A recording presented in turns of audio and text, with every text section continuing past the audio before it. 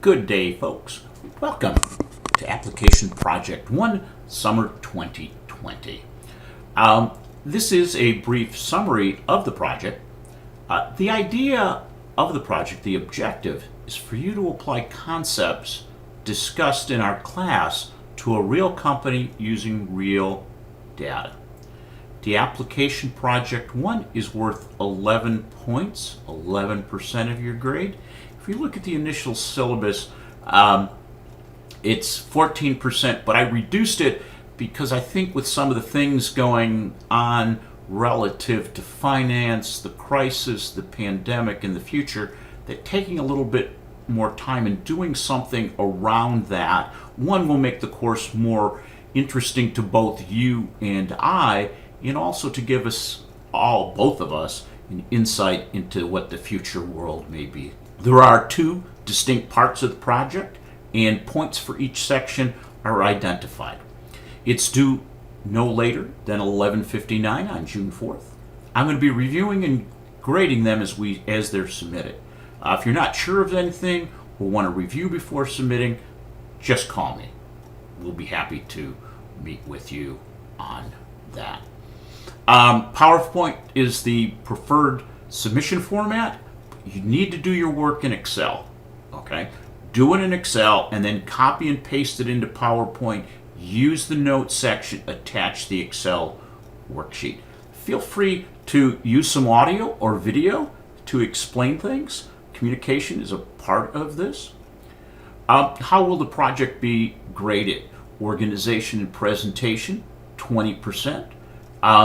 Communication demonstrates understanding. If you can't communicate it, do you really understand it? Accuracy of computation and formulas, 30%. You're going to find there's a lot of tools that will do these computations for you. So it's more you using the right one. Clarity and depth of responses.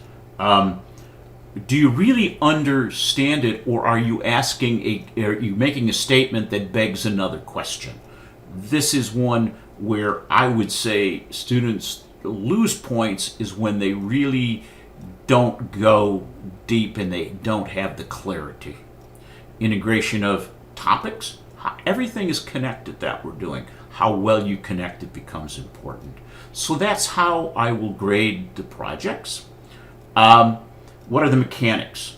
You will take a project or a company, and you will use this company for the entire semester. So you have your choice of Advanced Auto Parts, Commercial Metals Company, Home Depot, and Southwest Airlines.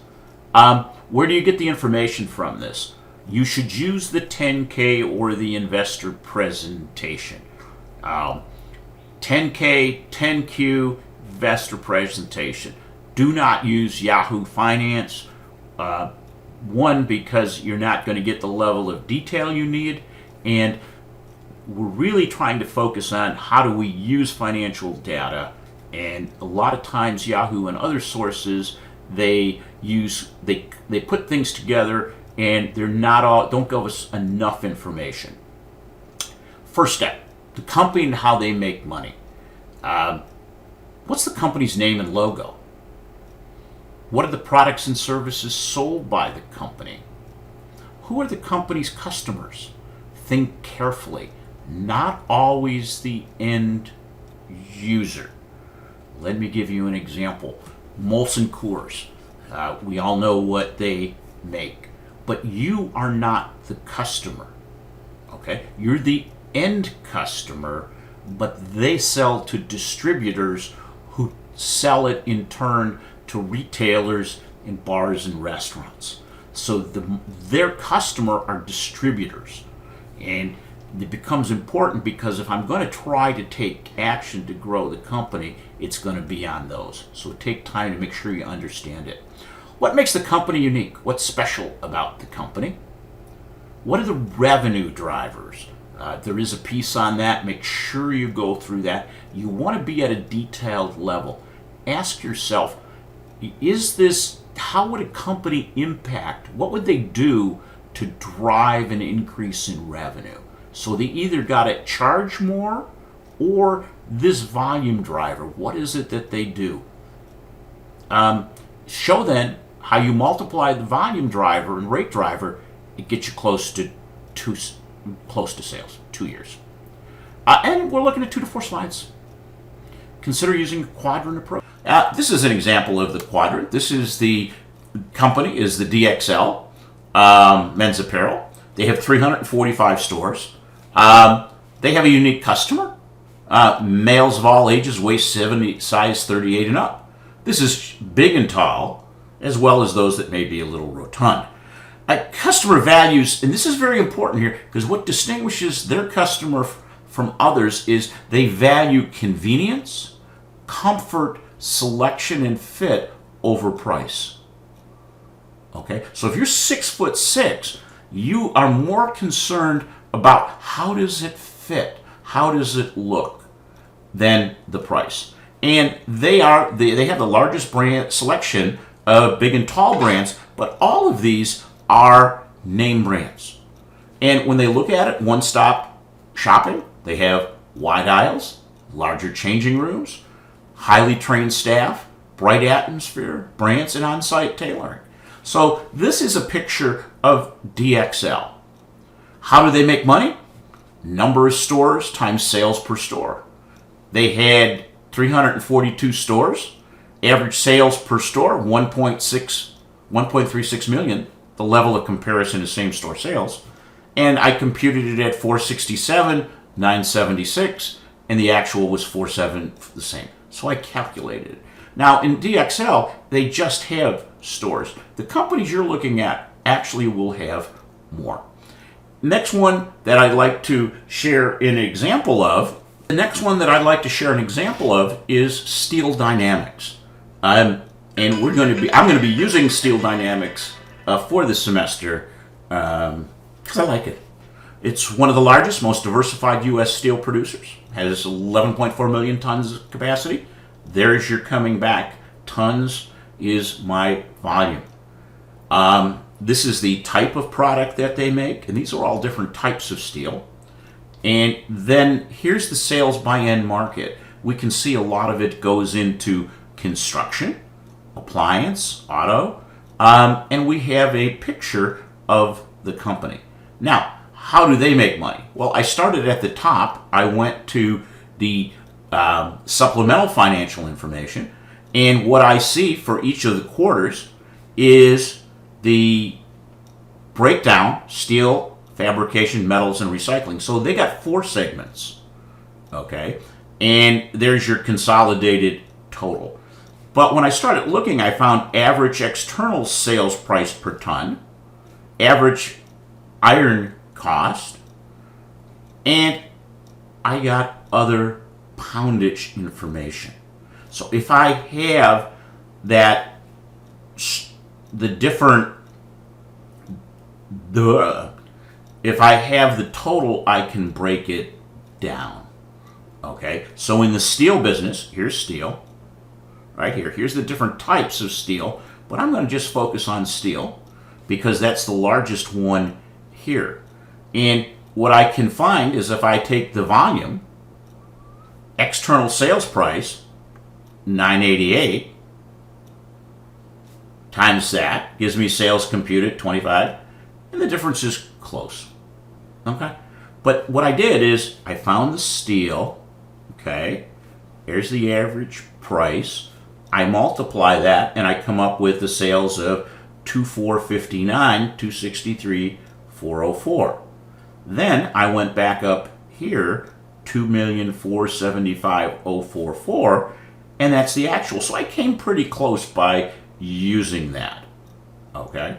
So that's an example here. I went and did each one of these. I understand the metals recycling. They buy scrap metal and recycle it for use for the company and sale. So what I did is I explained what happened at the same time. But I was able to compute the difference between them.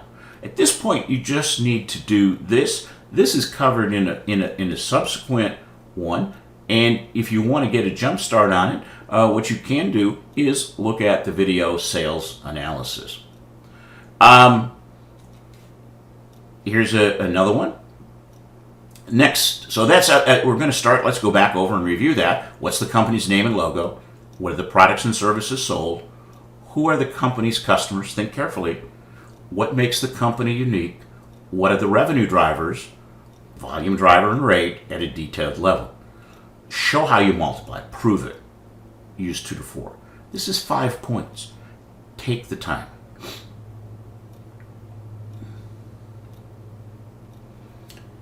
Part 2. Display financial statements in a meaningful way. It's worth 6 points. So what I'd like you to do is create a 5-year summary income statement, starting from oldest to newest. Very important to start with the oldest and newest because we're going to build this going forward. You have to select which components of the income statement are most meaningful to your company. Each company is going to be different. It's not going to look exactly the same. So you'll do a 5-year summary, a 5-year common size. You're going to show the income graphically in a meaningful way, create a 5-year summary balance sheet, starting with oldest to newest, create a 5-year common size balance sheet. What I want you to do is extract the data from the 10K into Excel, then create schedules in Excel and copy into PowerPoint. The project covers everything that we should have, what you should have been through by this point, and it should be covered in a thorough, integrated manner. Consider trends. The trend is your friend. It's both quantitative and qualitative. You collect data, organize data, and present data. So think about it in these 3 steps. Then you analyze it and tie it together. What should you expect? Well, spend time reading the investor presentation in 10K. I suggest you take between an hour and a half and 2 hours and read. Understand the company. Be wary about hanging on to too narrow a piece of the company. Everything you need will be in these documents. You do not need to go anywhere else. The project should take 3 to 4 hours. That's if you spend time reading the 10K. If you don't take time this time here, it'll take you between 10 and 12 hours. So this is a way for you, if you invest the hour and a half to 2 hours here, this will take 3 to 4 hours. But if you don't do this, it's going to take you about 10 hours. Just want you to plan your time appropriately.